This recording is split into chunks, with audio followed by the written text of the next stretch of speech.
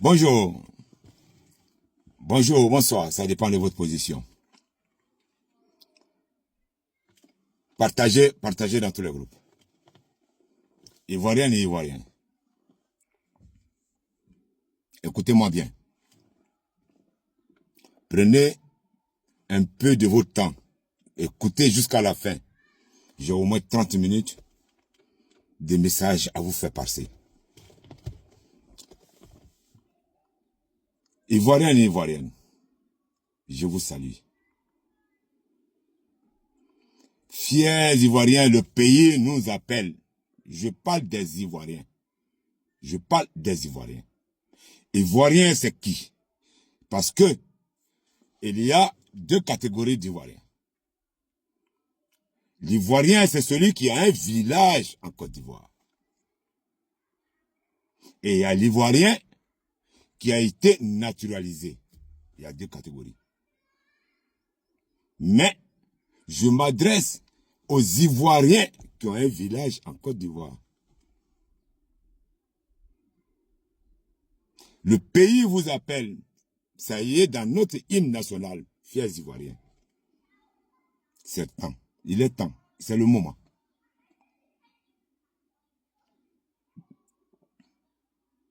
C'est pas une histoire politique. On est dans un combat. Ce n'est pas un combat politique. Je ne suis pas d'accord. Ça m'engage que moi. Et c'est une réalité. On n'est pas dans un combat politique. Opposant contre le parti au pouvoir. Non. Non. Parce que nous sommes dans un combat.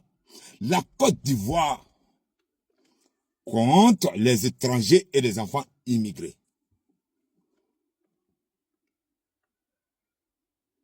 Ça fait mal.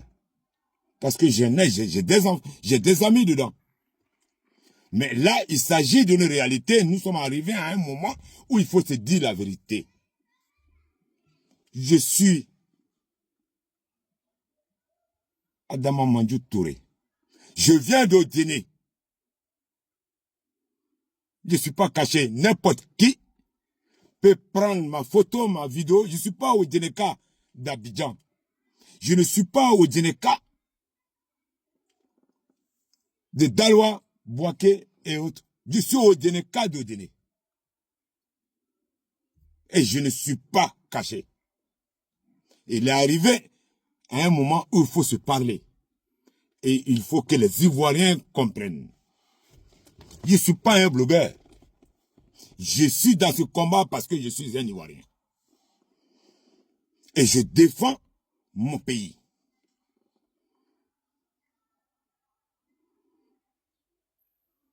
Donc quand je parle des Ivoiriens, je parle des 60 ou 62 ethnies de la Côte d'Ivoire. C'est d'eux que je parle. Parce que ce sont eux les Ivoiriens.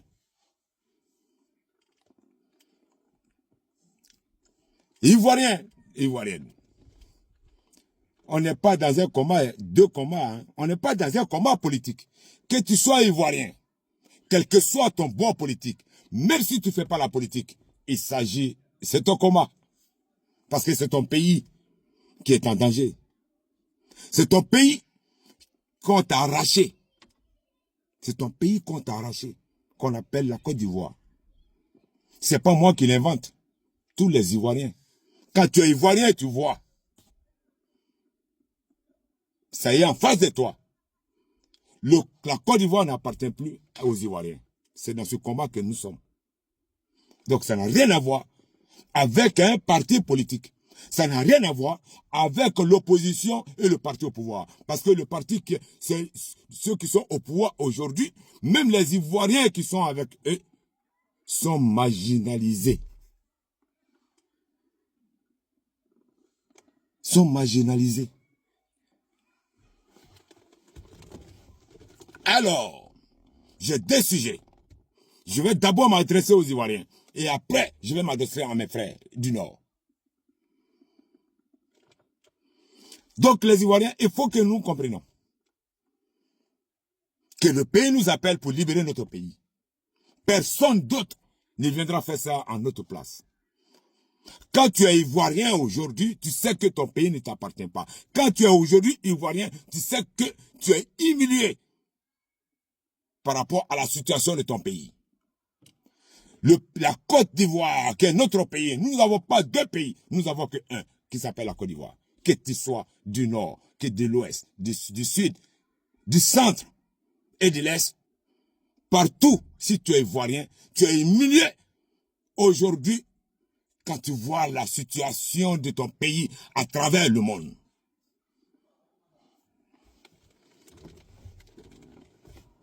C'est de ça qu'il s'agit. Alors, je suis fier au jour d'aujourd'hui, parce que je sais, ça fait plus de combien d'années je suis dans ce combat. Et je suis fier au jour d'aujourd'hui pour voir que les Ivoiriens sont en train de se réveiller. Pour pouvoir récupérer notre pays. Parce que, et je dis Dieu merci, parce que si jamais on a encore 5 ans dans cette situation, ou 10 ans, il n'y aura plus d'Ivoiriens. J'ai toujours l'habitude de dire, il y a longtemps que j'ai dit ça, qu'aujourd'hui, notre pays est dans la main des étrangers, la CEDEAO et la communauté internationale. Tout ce qu'on ne voyait pas avant, en Côte d'Ivoire, c'est ce que nous voyons aujourd'hui. Je dis Dieu merci, ce qui est normal. Quelqu'un qui a fait son devoir, qui s'appelle Laurent Gbagbo. Qu'on le veuille ou pas, dans la politique ivoirienne, c'est le doyen de la politique ivoirienne.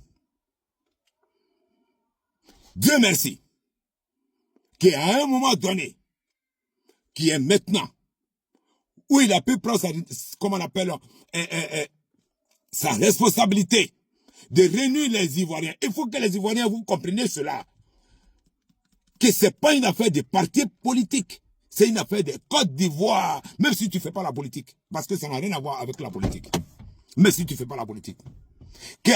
Au moment, c'est le bon moment que Dieu a décidé. Et c'est normal que celui qui a pris le leadership de ce, comment on appelle, de ce combat, c'est normal. Laurent Gbagbo, je ne suis pas gbagboïste.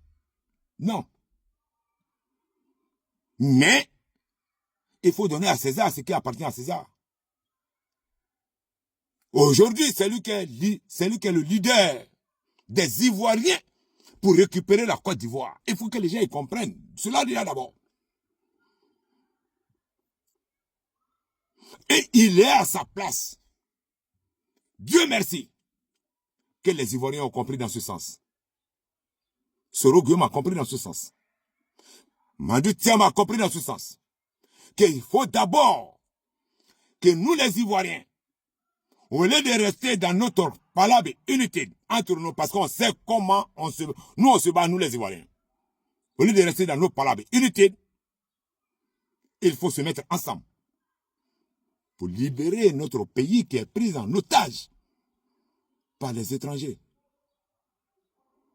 Dans tous les secteurs d'activité. Le sommet même est pris par eux. Donc ce n'est pas les secteurs d'activité qui sont en dessous. Heureusement que les Ivoiriens ont compris. Sinon, 5 ans après ça, on va laisser notre pays. Ivoirien, là, tu vas laisser ton pays. Tu vas aller où? Je dis, répète. Quand je dis Ivoirien, je parle d'Ivoirien qui a un village au nord.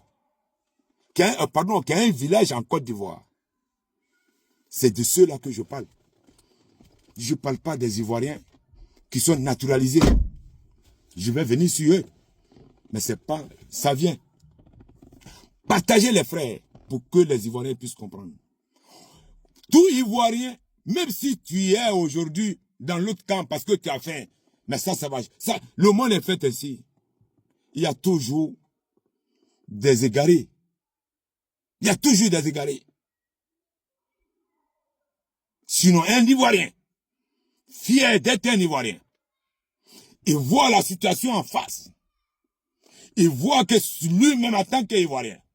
Parce qu'on a tendance à dire une affaire de Gbagbo, une affaire d'Alassane, une affaire de Soro. Ça n'a rien à voir. C'est une affaire de Côte d'Ivoire. C'est une affaire de Côte d'Ivoire. Toi, tu es un Ivoirien.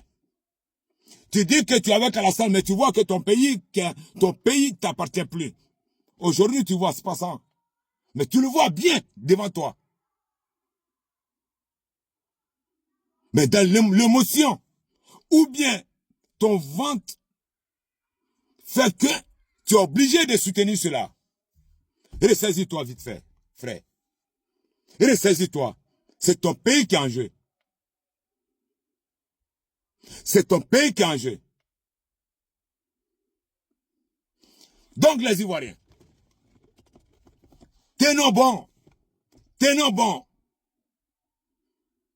Dans une famille, entre les frères, il y a souvent des querelles. Ce qui est inévitable. Mais nous les Ivoiriens, on sait comment on règle notre problème. Là, il ne s'agit plus d'un parti politique a fait ça à un parti politique. Ou alors un acteur politique a fait ça à un acteur politique. Non, c'est pas la question. La question est que aujourd'hui, ton pays ne t'appartient plus. Depuis dans les villages. Depuis dans les villages. Nos parents, on les a arraché les terres. Pourquoi? Parce que ce sont les étrangers. Ou alors, ce sont les envoyés de ces étrangers-là qui gouvernent dans ton village. Abidjan, on n'en parle pas. Montrez-moi seulement un secteur d'activité. Un secteur d'activité. Que les étrangers, que ce n'est pas dans la main des étrangers. Souvent, quand je parle, on me dit que tu parles trop du Nord. Oui, les frères, souffrez que je parle du Nord. Je suis un nordiste. Je parle à mes frères. Parce que c'est nous qui sommes en partie, c'est nous qui sommes le problème de ce qui est là aujourd'hui. Mais dans la vie, quand un problème est posé, il faut d'abord chercher à le résoudre avant de parler quoi que ce soit. C'est ce moment-là qui est là. Nous sommes dans cette situation. On ne cherche pas d'abord, dans un premier temps, pourquoi cela est arrivé. Il faut d'abord le résoudre. Et après, entre nous, on va s'asseoir et puis on va parler.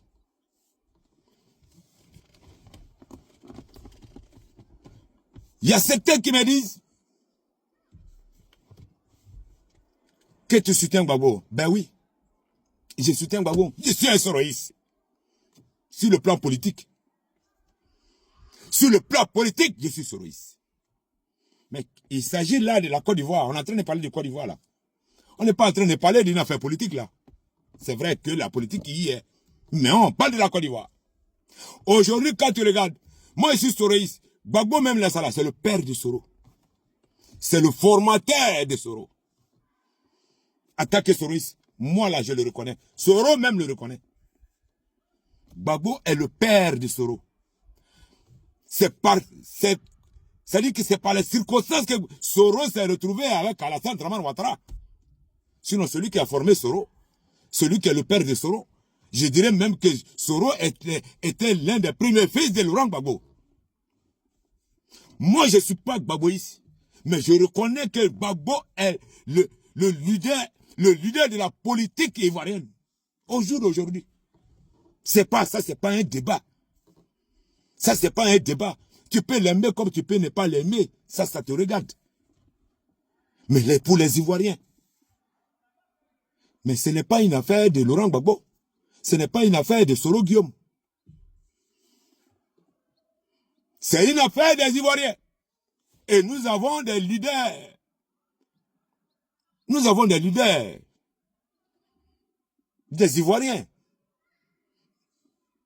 qui sont Laurent Gbagbo, Soro Guillaume, Amadou Tia, Afin Guessan, et j'en passe.